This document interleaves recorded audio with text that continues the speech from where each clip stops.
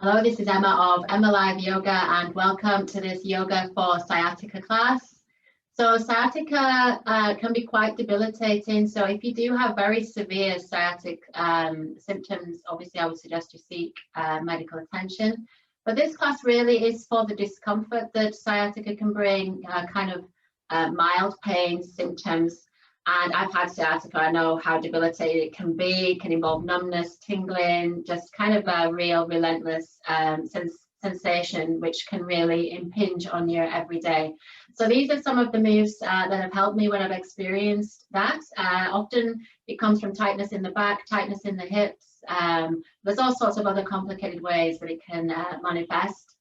So just take a few moments to sit comfortably, and that might not look like this. If you need to sit in a chair, you need to be higher up, you might sit in a couple of bricks or blocks. So I would have some supports to hand just to support your practice. You might want a blanket, for example, underneath the knees. So once you're situated in a way that's comfortable for you, we'll sit nice and tall, take an inhale. Exhale, bring the hands to Anjali Mudra. We'll open the space for our practice with the vibration of Om. Take a breath in. Om.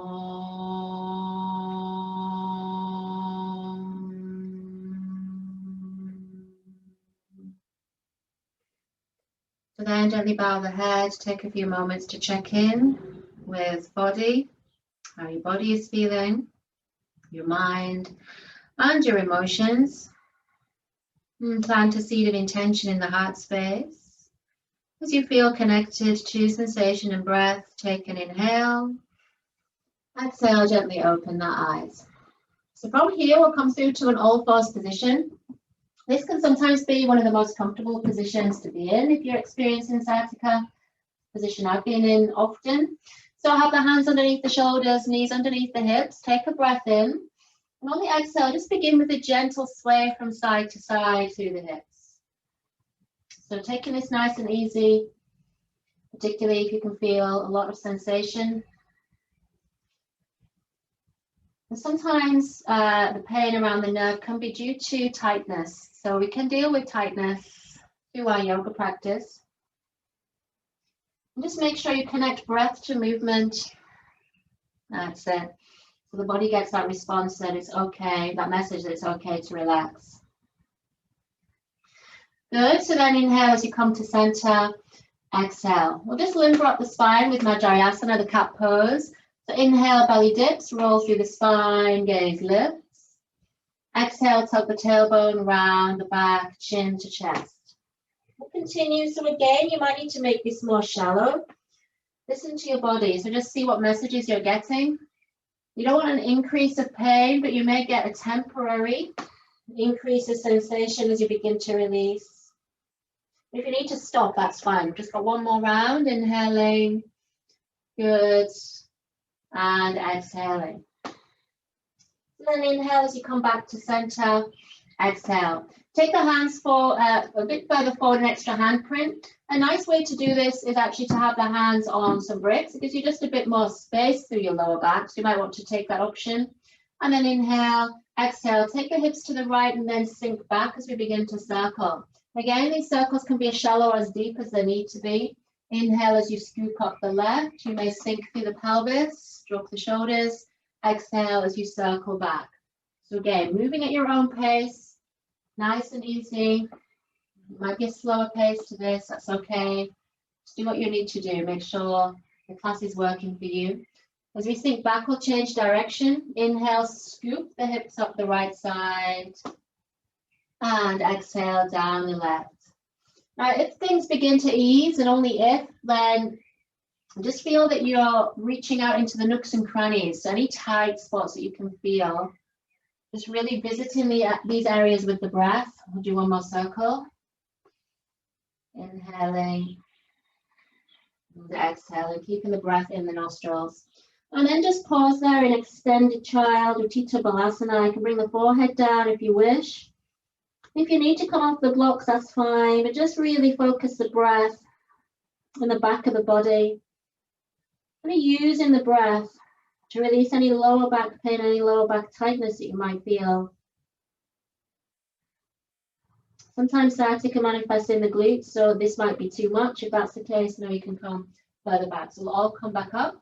Inhale, coming back up, and exhaling. From here, inhale, just help the left leg through. If it's tender, you might need to just step through or step the leg through, whatever feels best as we come to Anjaneyasana. Now come to a highest setting on your bricks if you're using them, so that you can lift the chest and roll the shoulders back. You want to keep your hips square, so draw the left hip back, that's it. Right hip comes forward. Check that your knee is over your ankle. So I just scooched my foot further forward. You might need to do the same. And I will bring just a little sway to this as you breathe. Make sure your right knee is happy. So you might want to pad your right knee. That's it. It's nice and easy. So we're just releasing the hip flexors. Again, these are prime areas for sciatica. When I had my own, I experienced kind of numbness and tingling down my whole left leg, right down into my toes. Very unpleasant. So I kind of did these small nurturing movements in the kind of acute stages of it. And I had to stay patient, really. Sometimes it can take a while, sometimes it passes quickly. So you just have to try and embrace whatever it is. So then inhale, squeeze the pelvic floor, press off the left foot. Exhale, you might just briefly straighten that leg again if you've got neural sensations down the left leg. It can fire them up initially, but then it can begin to relieve them. Know that you can bend this left knee if it feels too much. Good, and then inhale to center, exhale, stepping back. We'll change sides. Inhale through with the right leg again. You can take the back of the knee as you need to. Good. Exhale, shoulders roll back, chest lifts. Inhale, squeezing the pelvic floor. Exhale, and again, just a little sway, a little therapeutic sway. Make sure you're still breathing. As you run into these sensations, it's really important. Keep some weight in the right heel. That's it. Helps to stabilize your hips and just relax around the jawline as best you can. I know it's tricky. So breathing, feeling. Good, and then squeeze the pelvic floor, inhale. Just begin to transition back. This is into Ardha Hanumanasana, so half monkey split we're working with to help our sciatica. Again, you can bend the knee, you can straighten to your own measure, try and lift the chest. Just staying for a few breaths.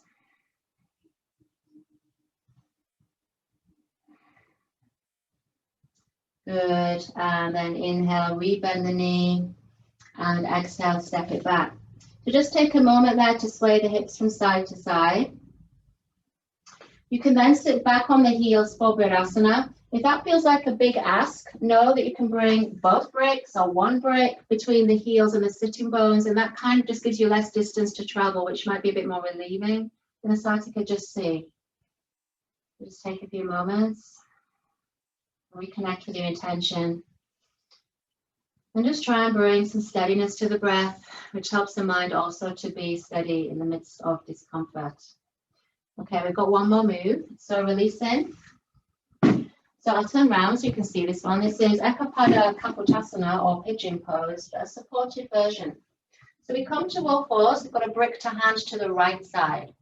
On the inhale, slide the right leg forward.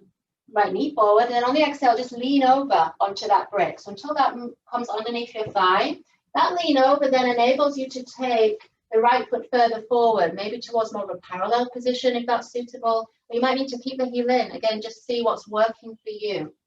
From there, come back to central alignment. Inhale, lift the chest. Left toes is straight back. Exhale. So this is a big opening in the hip. If it feels too much, or this doesn't work for your knees, know you can come onto your back and do a thread the needle move instead. So we're either here, staying here. If that's not working, you'll come onto your back, take the right ankle over and just take the back of the left leg. So you'll notice making exactly the same shape, just from different angles. Okay, so just take a few more breaths wherever we are. Feeling and breathing. If you're in the pigeon and want to come lower, feel free. You can bring the forearms down or rest them on a brick. But really expand the breath out into those hip corners as best you can.